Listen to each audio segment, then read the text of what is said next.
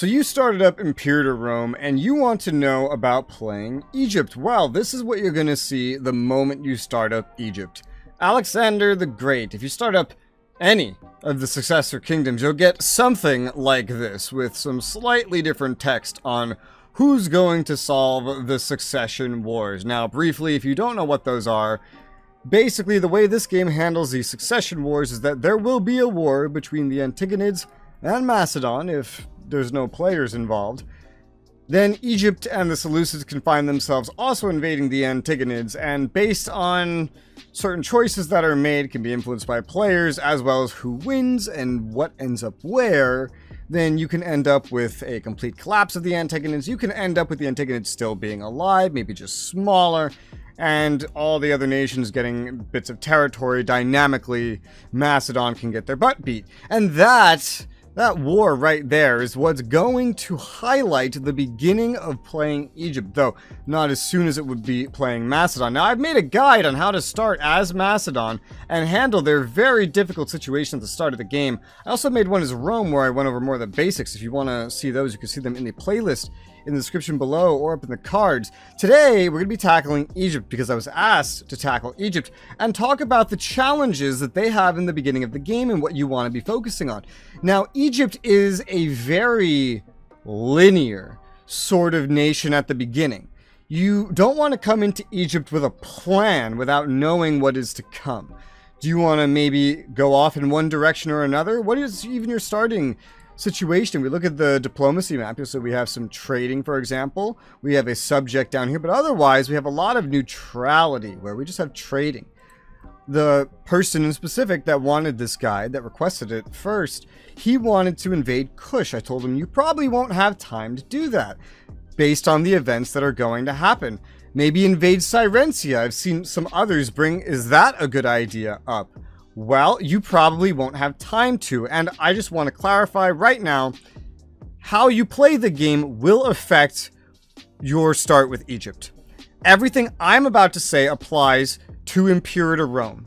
If you own the Heirs of Alexander DLC, a lot of what I'm about to say is not true, because they remove a lot of what I'm about to say and replace it with other things. Now, let's look at the starting situation before we get into any of these, honestly, kind of short-term plans and situations you're going to have to deal with. So, right out of the gate, you'll have some situations. This time, starting up, I actually have a risk of civil war. This is kind of dynamic. If you do have this, just find the characters in question. It's pretty simple to just give some bribes. Don't give free hands unless you're giving it to someone that's on the verge of death. Please, in my other guides, I talk about why you should do that. Magic loyalty. You will probably start with a scorned family of Magid. This is because they don't have enough adults to fulfill the roles. So when talking about government positions and generals and admirals, maybe keep in mind that you need to wait until the Magids get somebody else to fill their family role. You do start out with two navies that you can merge together to delete one job to make them at least a little less demanding. It's no immediate change, honestly, but... And then you start out with a legion as well. Now, as for this navy and legion, with your navy as Egypt, you start out with, I believe, the second largest one on the map, just after Carthage, though yours is a lot. It's a lot weaker. It's extremely incomparable to what Carthage has. You start out only with triremes and librarians. Librarians are not good, and honestly, unless you have some strategy where you like to use these exclusively for transportation, I would probably just get rid of these. Every librarian you have, if you're going to keep your navy at all, the triremes are what you want unless you plan on waging a naval war early and you need quantity over quality. Sure, make that work if you want, but personally, I would focus on getting a good trireme army first. They are the better light ships. They will destroy librarians, and they do a little bit worse on the flank, but they're not much slower by any means. They are just a better ship to have at the start. So if you're going to keep your navy, that's how I would keep it personally, with those exceptions noted. As for your legion, you have more time than Macedon to get set up with your legion. However, you only have 10 out of 47 cohorts for the Stratos of Lower Egypt. And if we look at our costs here, I should have to open up the economy, and you'll see here the army maintenance for that legion is 3.41. Now imagine if you nearly 4 times it, you're going to be out of income and out of money. You can try to rush some new income, but there's a lot of unpredictable events in Imperator Rome that could take your money away. So you don't really want to rely on this. If you downsize your navy, you might be able to afford this a lot better, especially if you delete the whole thing.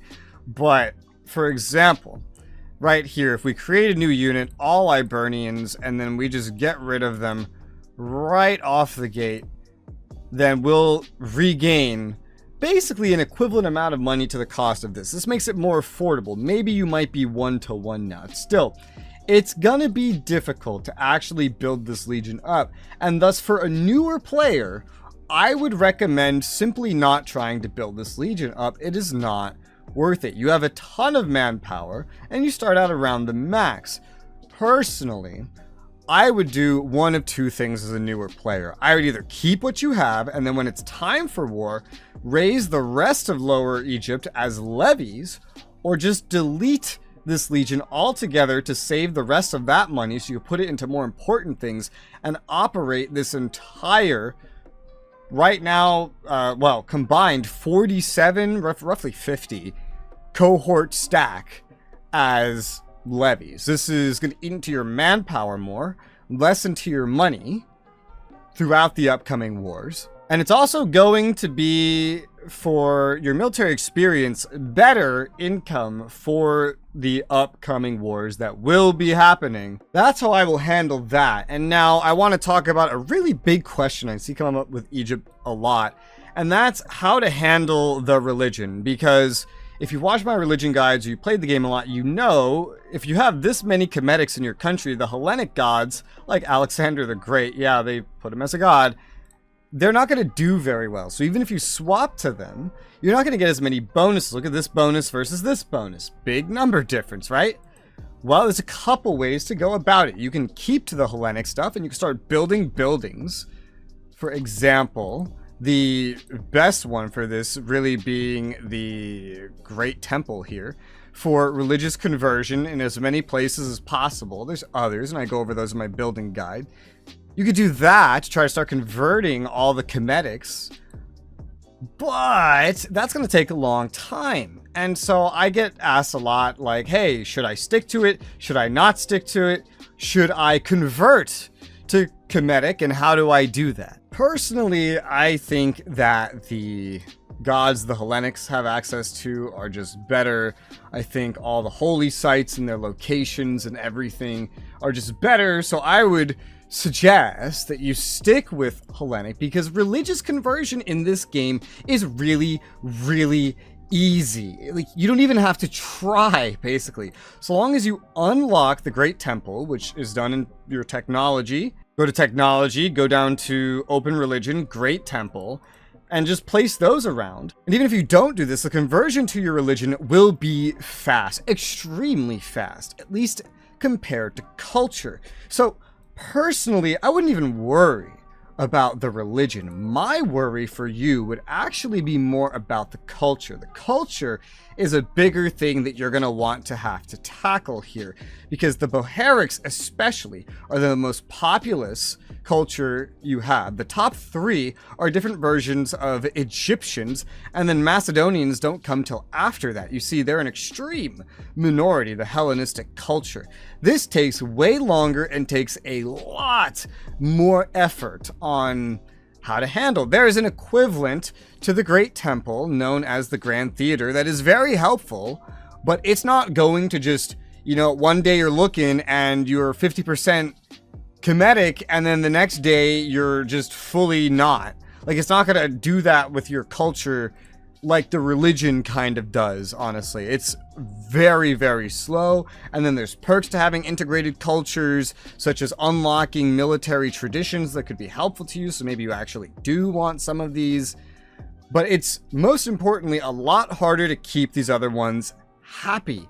Thankfully, quote unquote, the Bohearic's already integrated, so they'll be happier than all the unintegrated. However, still, look at how few Macedonians you have, and then look at how many more Egyptians are not integrated. Consider that the Hebrews come after that, and if you're going to conquer anywhere into your opposing successor kingdoms, it's going to be into the lands of Judea, where you're going to get a lot more Hebrews and maybe even like Phoenicians, especially if you start going west. But you also get Cyrensians as well, and they actually come out as a Hellenic factor. So you have to think as well. Do you want to, maybe what's your goal, reunite Alexander's empire? Do you want to go into the Mediterranean? Where do you want to go? Do you want to go into Kush and into like the Middle East here? If you want to go for the reunite Alexander's empire approach, I would recommend just keeping Hellenistic, just keeping Macedonian, don't change anything. And if you want to go south and east and do something a little different, then maybe you do want to convert. And that comes down to, all right, how do I convert this stuff? Like I said earlier, if you have the DLCs, none of this will apply to you. In fact, you won't even get half of what I'm going to say as an option. So keep that in mind. But if you're just playing the game, then you're going to get a pop-up eventually that's going to prompt you with a couple of choices. And here, look, I took a screenshot for you. This is what the pop-up will look like. You do not get this pop-up if you have the DLC activated. But these are the three options. You can embrace the Serapis cult. We cannot bend to foreign influence or fully embrace Egyptian heritage. If you embrace the Serapis cult, you will embrace the Cometics. You will change your religion officially. So anything you read about moving slaves or your capital or whatever to try to convert your religion, just ignore it, because it doesn't apply to you as Egypt, because you get a pop-up. You can have access to this, specifically this, I believe, in a mission tree with the DLC. Don't even ask me about mods. They changed the game to an unrecognizable state. We cannot bend to foreign influence, and you will stay Hellenistic, and you will stay Macedonian. Fully embrace Egyptian heritage, and instead, what will happen is you will become Bohearic and you will become Kemetic. You'll do a full conversion. Clearly, one is better for reuniting Alexander's empire and the other is better for going another way. There is the in-between of only doing Kemetic and not Bohearic as your conversion. I would just ignore that one entirely, because again, religious conversion is so fast in this game compared to culture. The culture is the only real big thing, and if you own the DLCs, then so long as it's activated, you're not going to get prompted to change to Bohearic in a pop-up, nor is it even in the mission tree. As for going south, you're not really going to get much events in the way that will open you up to conquest in your southern regions at all. This just really isn't scripted. Maybe it is in a DLC, but aside from a generic mission like the Matter of Nubia, which is a generic mission that will prompt you to invade Kush, nothing else really. As for what you pick in the beginning of the game, I recommend you do not pick the Matter of Nubia or the Matter of anything. Pick something to develop yourself, because honestly, the opportunities for war are going to throw themselves at you in the beginning. You, for example, and let's get the little thing out of the way here, with Cyrencia, you will also receive a pop-up, unless you own the DLC. And then, again, just ignore all this. But with Cyrencia, you will receive a similar pop-up where you can try to pay them to be your tributary. You can try to get claims on all of them as well. And these are just different ways to handle the situation. You could even send someone in to try to start a civil war to acquire control of the country for you. And that costs a lot of manpower, for instance. So you'll be prompted on how to deal with this. So if you want to invade it, just don't. Wait until the thing pops up, because you'll get a bunch of free claims, which will make warmongering easy. You'll get two more options of like trying to buy it out or trying to civil war. If you want to try to buy it out, then I would recommend as soon as possible improving relations with them, because that does affect the likelihood that they accept that. Keep that in mind.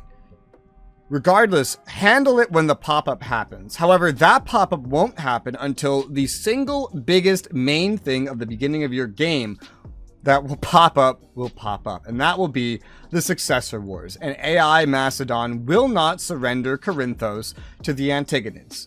The Antigonids AI will go to war over it. That will start it. And Thrace will kind of quietly get involved. You then will be prompted on if you wish to invade the Antigonids, if you wish to say, give me the lands of Judea, basically around here, and then I will not invade you, or you just choose to stay out of it.